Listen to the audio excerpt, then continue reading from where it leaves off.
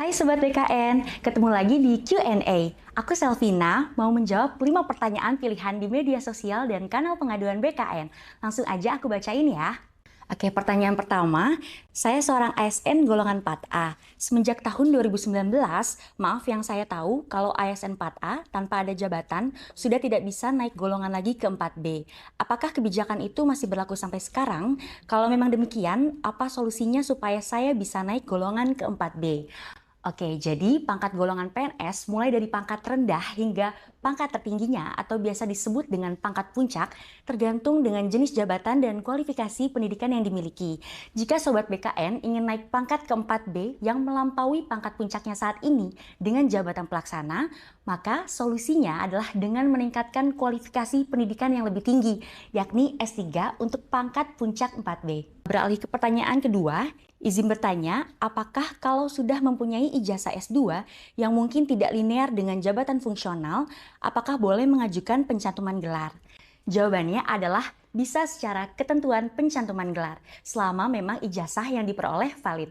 Namun, dari aspek syarat kenaikan jenjang JF-nya, perlu memperhatikan aturan kualifikasi pendidikan yang dipersyaratkan oleh instansi pembina JF.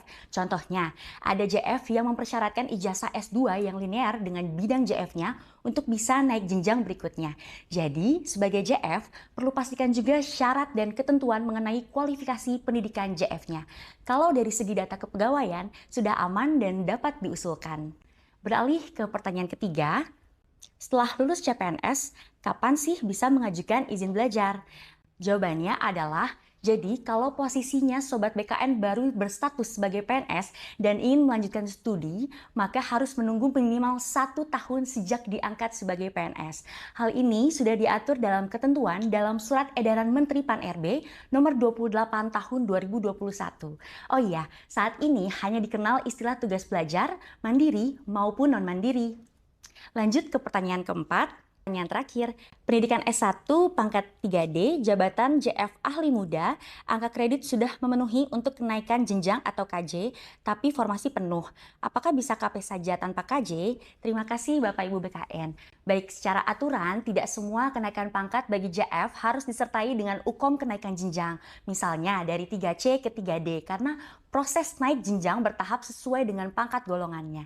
Dalam case Sobat BKN ini, jika memang secara akumulasi angka kreditnya dan syarat untuk UKOM sudah memenuhi, maka bisa segera proses UKOM kenaikan jenjang ke media. Setelah itu, dapat diusulkan KP-nya dengan melampirkan PAK bukti lulus UKOM media, disertai dengan peta jabatan yang menjelaskan formasi penuh sesuai dengan ketentuan Peraturan BKN nomor 3 tahun 2023 pasal 19. Di samping itu, instansi harus segera mengusulkan kebutuhan formasi sesuai dengan kebutuhan pegawainya. Nah, itu dia jawaban dari 5 pertanyaan pilihan yang ditanyakan oleh Sobat BKN. Gimana nih, sudah paham ya sekarang? Semoga bermanfaat ya. Jika Sobat BKN ada pertanyaan lainnya, jangan ragu untuk bertanya di kanal pengaduan maupun media sosial BKN ya. Aku Selvina, sampai jumpa di Q&A berikutnya.